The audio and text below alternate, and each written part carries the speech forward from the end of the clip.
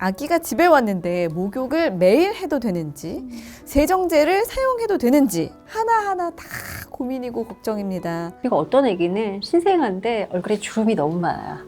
저희 둘째가 그랬어요. 네. 아들을 키우고 딸을 키우니까 네.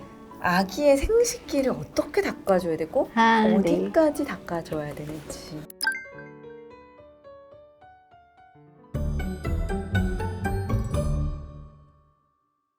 육아 혼자 고민하지 마세요. 저희가 도와드리겠습니다. 아나운서 박은영입니다. 오늘도 좋은 말씀 해주실 우리 아이들 병원 조기혜 원장님 모셨습니다. 반갑습니다. 안녕하세요. 소아청소년과 전문의 조기입니다. 아니 정말 아이를 키우다 보면 궁금한 게 너무 많아요. 오늘은 피부 관리에 대한 네. 이야기를 나눠보도록 하겠습니다. 일단 신생아 피부 보면 뭐 태열이 오르는 경우도 있고 태지가 아직 다 떨어지지도 않은 경우들도 있고 어떤 제품을 발라줘야 되나 이런 고민들이 많이 생기는 것 같아요. 일단 아기가 이제 처음에 태어나면은 태지가 끈덕끈덕 붙어 있잖아요. 맞아요. 그리고 어떤 아기는 신생아인데 얼굴에 주름이 너무 많아요. 저희 둘째가 그랬어요. 네. 태지가 허옇게 붙어 있고 주름도 주름이 많고. 너무 많아서 제가 애기 이마가 왜 그래요? 하고 선생님께 여쭤봤었어요. 그게 뭐냐 하면 아기가 원래 뱃속에 있을 때 태지가 더 많이 붙어 있었거든요. 태지가 더 많이 붙어 있다가 태어날 무렵이 되면 태지가 떨어져 나가요. 상당수가 양수로. 네. 그러면 그 태지가 붙어 있다가 떨어져 나간 자리에 주름이. 그다음에 이제 신생아들 보면은 몸의 반쪽, 이쪽 반쪽은 색깔이 다르고 이쪽 반쪽은 색깔이 이렇게 옆으로 눕혀놨을 때 맞아요. 반씩 색깔이 다르기도 그런 하고 경우도 있고. 이렇게 피부 보면은 막 얼룩덜룩 그물 모양으로 이렇게 있잖아요. 그게 다 너무 이상해 보이지만 다 정상으로 돌아오고 곧 예뻐집니다. 아기 피부에서는 모두 정상 소견입니다. 아, 그런 걸로 네. 너무 놀랄 필요는 네, 없는 놀랄 거군요. 필요 없고요. 자, 오늘의 상담 내용을 한번 구체적으로 보겠습니다. 아기가 집에 왔는데 목욕을 매일 해도 되는지, 세정제를 사용해도 되는지, 로션을 발라줘도 되는지 하나하나 다 고민이고 걱정입니다. 두피에 노란 비듬 같은 것도 조금 생겼는데 아기 샴푸 사용해야 할까요? 손톱으로 자기 얼굴 핥히어서 상처가 자주 생기는데 어떻게 해야 할까요? 손싸개는 잘 때만 사용하는 게 좋다는 이야기를 들었는데 어떡할까요? 정말 질문들이 쏟아집니다. 근데 다 공감하시는 질문들 너무 아니에요? 궁금하죠. 네. 일단 목욕에 대해서 한번 여쭤볼게요. 목욕 집에만 있고 누워만 있는데 이거를 매일 시키는 게 맞는지. 처음에 태어나면은 하루 정도는 목욕을 안 하고 그렇죠. 엄마랑 이제 스킨십을 많이 하라고 하거든요. 네. 근데 요즘에는 이제 그때 병원에 있거나 그쵸. 네, 그러니까 이제 그거를 본인의 의지대로 할 수 없기는 한데 원래는 그날 하루를 애기랑 스킨십을 많이 하면 모유수유 성공률이 많이 올라간다고 합니다. 그래서 정말 할 수만 있다면 그렇게 해주시면 좋을 것 같아요. 딱 나으면 데리고 신생아실로 바로 가잖아요. 그렇죠. 그래서 너무 이른 목욕을 하면 아기가 이제 체온 조절도 잘 안 될 수 있고 또 아기가 태어난 당일에 스트레스를 좀 받을 수 있다고 해요. 그래서 원래는 급하게 목욕을 안 하는 거를 이제 권장하고 있는데 그게 네. 이제 엄마의 의지하고는 관계없이 이제 그 케어하는 기관에서 해주시는 거라서 이제 마음대로 할 수는 없는 그런 난점이 있죠. 네. 그리고 이제 태지라는 게 있는데 이걸 너무 뽀독뽀독 닦아낼 필요가 없습니다. 걔가 태지가 있음으로 인해서 아기 피부가 건조해지는 것도 막아주고 그다음에 태지가 항균 적응력이 있어요. 그래서 균으로부터 아기 피부를 보호해주는 그런 네. 효과가 있기 때문에 뽀독뽀독 닦아내지 않으면 좋겠고요. 그다음에 배꼽이 떨어질 때까지는 통목욕을 하지 않아요. 배꼽 떨어질 때까지는 원칙은 아기를 이렇게 이제 안고 네. 마른 손으로 아기를 조금 싸준 다음에 네. 머리랑 이제 얼굴부터 시작해서 이제 이렇게 스폰지나 아니면 엄마 손이나 아니면 수건, 젖은 수건 같은 걸로 이렇게 닦아주시는 거거든요. 그냥 닦아주는 네, 정도. 닦아주는 정도죠. 그리고 이제 닦는 부분만 헝겊을 천을 이렇게 벗겨가지고 그 부분을 닦아주고 다시 감싸주고 하면서 아기 체온이 떨어지지 않도록 그렇게 네. 닦아주실 수가 있어요. 근데 아기가 처음에 태어났을 때는 아까 말씀하신 것처럼 이렇게 땀이 많이 나거나 더러워질 일이 별로 없잖아요. 네. 그래서 돌까지 한 주에 한 3번 정도, 2, 3일에 한 번만 목욕을 하라고 하거든요. 밤 시간 되게 저녁 시간에 목욕을 시키고 나면 이제 밤에 푹 잘 잘 거라 생각을 해서 개운한 마음에 그래서 꼭 시키거든요. 또 이런 거는 있을 수 있어요. 목욕이 아이의 베드타임 루틴이 될 수는 있거든요. 목욕을 이제 간단하게 시켜서 아기한테 이제 목욕을 하는 게 이제 자야 될 시간이야라는 사인을 주는 거는 괜찮은데 네. 매일 꼼꼼하게 시킬 필요는 없고 이제 물로 이렇게 대충 닦아준 다음에 애기 이제 스펀지 목욕을 할 때 그래도 접히는 부분은 잘 닦아주셔야 그쵸, 되잖아요. 여기. 그래서 그래서 뭐 귀디라든가 아니면 사타구니라든가 애기 아니면 겨드랑이라든가 네. 엉덩이 같은 데는 닦아주시면서 보통 세정제 로션 애기들 사용할 필요 없다고는 하는데 이런 부분은 조금 사용하고 물을 바로 헹궈내면 되거든요.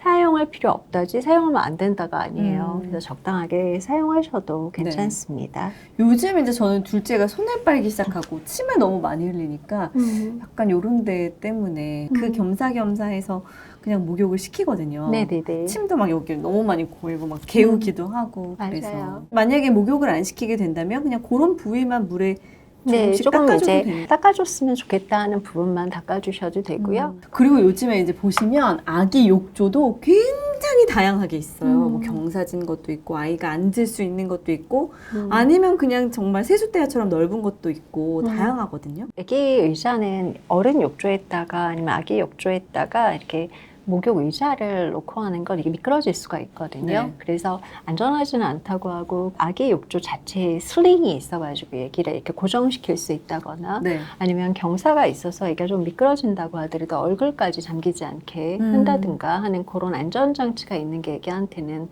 더 안전하다고 되어 있고요. 네. 애기 목욕할 때 아시다시피 그 자리를 절대 비우시면 안 되죠. 그렇죠. 그래서 목욕하기 전에 애기한테 필요한 물건은 손이 닿는 곳에 다 갖다 놔야 되고 전화 왔다고 해서 전화 받으시면 안 되는 거 네. 아시죠? 이게 정말 자기도 모르게 전화를 받을 수가 있거든요. 근데 그때 애기한테 굉장히 위험할 수 있는 시간이니까 네. 아기 목욕하고 있는 동안만큼은 전화를 받지 않는 거. 음. 그리고 목욕물의 온도가 조금 차가워졌다고 해서 애기가 욕조에 들어있는 상태로 물을 받으시면 안 돼요. 옆에 있는 하게 되는데. 네, 그렇죠. 근데 이게 수전에서 나오는 물이라는 게 뜨거웠다 차가웠다 맞아요. 하잖아요. 네. 그래서 나도 모르게 뜨거운 물이 나오거나 차가운 물이 나올 수 있거든요. 그래서 아기가 들어있는 상태로 이제 물을 받지 않는 거. 그리고 그 수도꼭지, 손잡이에 잘 부딪히는 거 아시죠? 그게 아기도 부딪히지만 아기를 케어하다가 엄마도 부딪힐 수가 있거든요. 제가 깜짝 놀란 게 네, 제가 이거를 그랬거든요. 조심해야 돼요. 그래서 이제 아기가 배꼽이 떨어진 다음부터는 통목욕을 해도 되는데 네.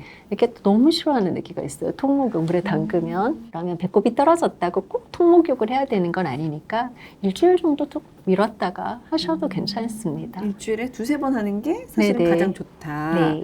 알겠습니다. 아니 근데 응가하고 나면 항상 물로 씻기는 게 나은 건지 아니면 그냥 물티슈로 좀 닦아줘도 되는 거예요? 근데 물로 씻기는 게 사실은 훨씬 더 제일 자극이 덜 되죠. 자극 때문에. 네, 엄마 부드러운 손으로 물로 씻긴 다음에 손으로 톡톡톡 이렇게 두들겨 주시는 게 물 휴지라든가 이런 걸로 닦는 것보다는 사실 훨씬 안전하고 좋죠. 아기 두피에 관해서 이것도 네. 진짜 아이 바이 아이, 에바인 것 같은 게 저희 범준이는 진짜 약간 왜 거북이 등껍질 같이 막 일어났었어요. 진짜 네네네. 비듬이라고 해야 될지 딱지라고 해야 될지 네. 그런 게 막 머리를 뒤덮었던 적이 있었는데 또 둘째는 괜찮더라고요. 하나도 안 생기고. 응. 근데 이게 얼마나 흔한 거냐 하면 애기 3명 중에 1명 또는 2명 중에 1명 이렇게 생기다가 그게 이제 크래들캡이라 그래가지고 그게 크래들이 요람이에요. 요람이 있는 시기에 머리에 이제 모자처럼 한 겹이 덮이는 거죠. 그러니까 피부에 생기면은 지루성 피부염이라고 부르는 바로 그거예요.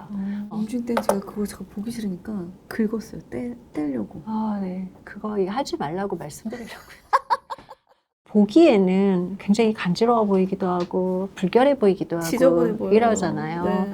그냥 있어도 상관없는데 네. 이거를 조금 없애주고 싶다 그런 마음이 들면 애기 샴푸를 좀 더 자주 하시는 것도 하나의 방법이고요. 그거는 샴푸 제형을 사용해서 네네, 아기 샴푸 순한 거. 그다음에 두 번째는 애기 샴푸를 할 때 이 손 요렇게 부드러운 부분 있죠. 네. 이 부분으로 이렇게 마사지를 해주시는 건 괜찮아요. 두피 마사지를. 네, 그런데 좀 빨리 없애주고 싶어서 떼는 손을 건. 세웠다. 손을 손톱. 세워서 이렇게 하시는 거 안 되고 긁어서 띄었다. 제가 긁어서 뗐어요. 네, 그러시면 안 돼요. 그러면 그 밑에 있는 피부는 굉장히 연약하거든요. 그 크래들캡 떨어질 때 머리 같이 뽑히거든요. 맞아요. 뽑혀요. 그럼 엄마가 내가 잘못해서 대머리 되는 거 아니야? 이게 막 이런 생각을 할 수 있는데 대머리 안 돼. 다시 나거든요. 그래서 그건 걱정하지 않으셔도 되고요. 네. 가장 효과적인 방법은 제 생각에는 이게 좀 두껍게 있을 때 그 코코넛 오일이나 아니면 미네랄 오일 집에 많잖아요. 네. 그거하고 아니면 바셀린도 괜찮아요. 자기 전에 애기 머리에다가 문질러 놓는 거예요. 네. 문질러 놓고 그 다음 날이 되면 크래들캡이 이제 얘 때문에 말랑말랑해지거든요. 네. 그때 아기 머리를 샴푸하는 겁니다. 자, 그리고 아기 이제 손발톱 관리에 대한 질문을 음. 좀 드려볼게요. 왜 아기 때 손톱 보면은 굉장히 가늘고 좀 아프고 날카롭잖아요. 네, 네, 그래서 그렇죠. 내 얼굴에 잘 켜놓고. 다 핥히고 그 외 손톱으로 핥힌 자국은 또 안 지워진다, 안 없어진다. 어머님들이 막 그렇게 얘기해 주셔가지고 오히려 손싸개를 막 꽁꽁 싸놓기도 하고 그러는데 네. 어떤 게 좋을까요? 어떻게 관리할까요? 근데 솔직히 지금 어른이 된 다음에 그 아가 때는 자기 얼굴 다 핥히잖아요. 네. 근데 그 상처가 남아있는 친구가 있나요? 별로 없긴 해요. 또 그쵸, 생각해보면. 없죠. 그러니까 사실은 그때 핥힌 게 나중에 남아가지고 어른이 됐을 때까지 흉을 만든다? 그렇지는 잘 않아요. 그건 완전 카더라였군요. 네, 그래서 그걸 걱정하실 필요는 없는데요. 네. 손톱 같은 경우에는 하루에 0.1mm 정도 자랍니다. 이게 되게 느린 것 같죠? 근데 네. 굉장히 빨리 자라는 거예요. 아기가 어릴수록 빨리 자라고요. 남자아이가 더 빨리 자라요. 그래요? 네. 그다음에 여름에 빨리 자라요. 신기하다. 신기하죠? 네. 그래서 손톱은 아기가 어릴수록 남자아이가 여름에 많이 더 빨리 자란다. 자란다. 네, 그렇게 생각을 하시면 되고요. 네. 그러다 보니까 손톱이 아기 때 막 쑥쑥 자라죠. 제가 오늘도 그랬다니까. 언제 손톱이 이렇게 자랐지? 네. 분명히 엊그제 잘라준 것 같은데. 네, 그 그랬어요. 아기의 조그만 손톱에서 매일 0.1mm씩 자라는 건 그러니까. 굉장히 빠른 속도로 맞아요. 자라는 거거든요. 네. 그래서 처음 태어났을 때는 일주일에 2번씩 잘라야 돼요. 일주일에 2번씩? 네. 그리고 오시는 부모님들이 이거 깔다가 살집혔다 오시는 분들이 많은데요. 그래서 이제 아기 손톱이나 아기 가위, 네. 손톱가 보통 가위로 잘라주잖아요. 애기 네, 때. 자위도 있고 손톱 깎기도 있어요. 그 조그만 거. 그럴 때 이 살을 잘 눌러가지고 찝히지 않도록 안을 잘 잡은 다음에 잘라주셔야 되거든요.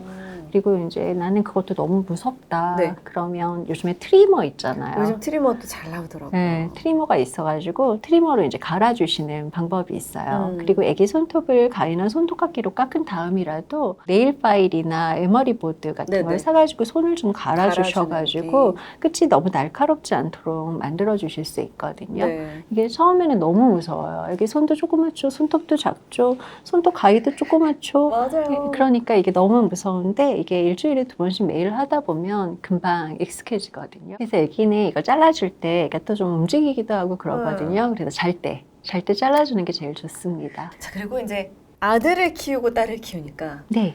아기의 생식기를 어떻게 닦아줘야 되고 네. 어디까지 닦아줘야 되는지. 특히 아들은 뭐 사실은 그렇잖아요. 그냥 똥꼬 닦이고 앞에도 그냥 이렇게 잘 닦아주면 되는데 네.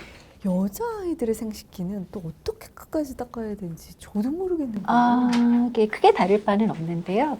남자아이들은 사실은 아기 때는 포경 수술을 안 한 상태라서 맞아요. 이제 포피가 귀두에서 이렇게 분리가 되어 있진 않잖아요. 이게 분리되는 시기가 애들마다 정말 천차만별이에요. 수주에서 수달, 수년이 걸리는 아이들도 있거든요. 그래서 그때까지는 그냥 이렇게 붙잡고 물로만 닦아주고 세정제는 써요, 말아요?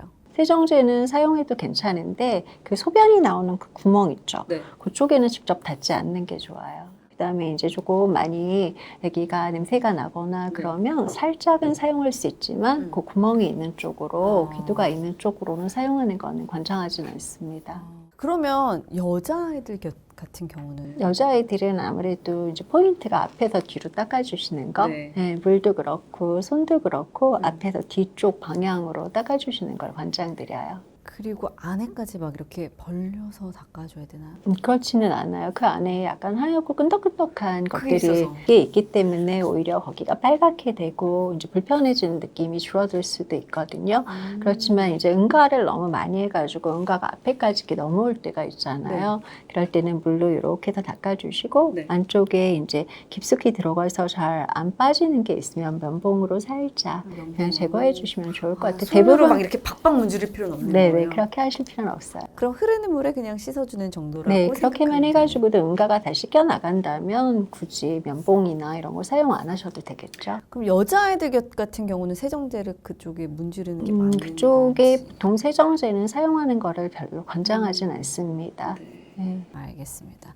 이게 아마 너무 궁금한데 이런 부분은 좀 생식기와 관련됐기 때문에 물어보기까지 물어보기가 좀 곤란했던 분들 계셨을 건데 오늘 좀 궁금증이 해결되셨으면 좋겠습니다.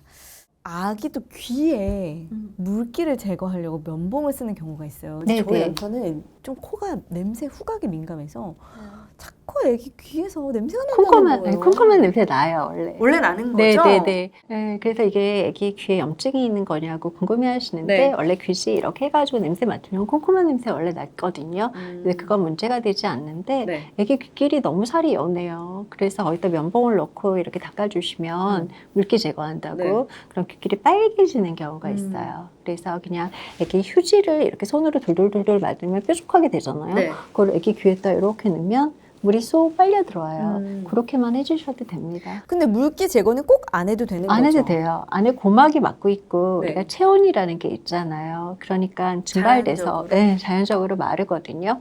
그런데 이제 부모님 입장에서는 이제 제거해주고 싶으면 그러니까요. 그렇게 휴지를 돌돌 말아서 자극 없이 음. 제거해주시면 될 것 같아요. 귀지는 언제 파게 되는 거죠? 귀지는 일부러 제거할 필요는 없을 것 같아요. 애기는 이게 또 가만히 있나요? 귀 만질 때 가만히 안 있죠. 갑자기 팍 하고 움직이면 네. 애기 귀에서 피가 많이 나거든요. 그래서 집에서는 귀지를 굳이 빼주려고 할 필요는 없을 것 같아요. 자, 오늘 진료실에서 자주 하는 질문 첫 번째 한번 볼게요. 아기 눈 주변과 목 뒤에 붉은색 반점이 있어요. 병원에서는 연어반이라면서 그냥 두면 사라질 거라고 하는데 뭔가 해줄 수 있는 것이 없을까요? 그냥 기다리면 되나요? 네, 기다리면 주셨어요. 됩니다. 그래서 이게 연어반이잖아요. 그래서 이제 눈이라든가 이마라든가 코 멍을 있는 데도 네. 좀 생기고 이제 목 뒤에 조금 큰 게 생길 수도 있어요. 음. 그런데 대부분 그냥 두시면 다 없어져요. 얘가 되게 예쁜 별명이 많아요. 뭐예요? 그래서 스트로크 바이트라고 하거나 엔젤스 키스라는 말을 하거든요. 이게 서양에서는 아기를 황새가 물어다 줬다 이러잖아요. 그래서 왜 아기 그 축하 카드에 보면 황새가 이렇게 포대기에다가 아기 이렇게 네네네. 물고 있는 그런 그림 많이 보셨죠? 네. 그러니까 이게 스트로크가 황새예요. 그래서 황새가 아기 물어다 준 자국이다. 그래서 스트로크 바이트 또는 천사가 뽀뽀하고 간 자국이다. 그래서 엔젤스 키스. 그러니까 이렇게 예쁜 별명이 붙었다는 건 애기한테 심각한 건 문제가 안 된다는 뜻이죠. 그래서 알겠습니다. 그냥 마음 편하게 기다려 보셔도 될 것 같습니다. 자, 그리고 두 번째 질문인데요. 아기를 데리고 외출을 하고 돌아왔더니 더웠는지 목 뒤랑 등이 하얗고 자잘한 수포 같은 것이 생겼어요. 어떻게 해줘야 될까요? 하얗고 자잘한 수포? 이것도 땀띠. 땀띠. 네네. 땀띠가 생겼을 땐 어떻게 해줘야 되나요? 예전에는 왜 그 파우더 가루 같은 거 막 발라주고 그랬었는데 요즘 그런 파우더 건 잘 없는 것 같아요. 가루나 아니면 유분이 많은 크림 같은 거, 연고 같은 걸 사용하시는 거는 별로 네. 권장하지 않아요. 아, 예, 그래요? 오히려 땀의 배출을 악화시켜가지고 아기의 증상을 나쁘게 할 수 있어요. 그래서 이럴 때는 이제 공기 중에 시원하게 말려주시는 게 제일 좋고요. 덥지 않게. 네. 그 다음에 아기 그 약간 시원한 물로, 그러니까 시원하다는 게 평소 때 목욕하는 물보다 약간 시원한 정도, 아니면은 조금 차가운 찜질 같은 걸 좀 해주시면서 지켜보시면 될 것 같아요. 그래서 아기 그 더울 때 얇고 헐렁한 옷을 입히는 거, 이게 꽉 조이는 옷들, 너무 아기가 컸는데 맞지 않는 베네 저고리 같은 거를 아깝거든요. 네. 몇 번 안 입혔는데 벌써 커버려가지고. 평소 때 집에서 아기가 이제 속옷만 입고 있잖아요. 근데 이제 외출할이 생긴 거예요. 그러면 선물 받은 예쁜 옷을 그때 입어야 되잖아요. 저도 그랬어요. 네, 그래가지고 아기를 막 이쁘게, 엄청 이쁘게 꾸며가지고 머리끝부터 발끝까지 패셔니스타를 만들어가지고 네. 오다 보니까 땀띠가 많이 납니다. 역시 과한 건 금물이군요. 네, 예. 그래서 그럴 때는 이렇게 시원하게 해주시고요.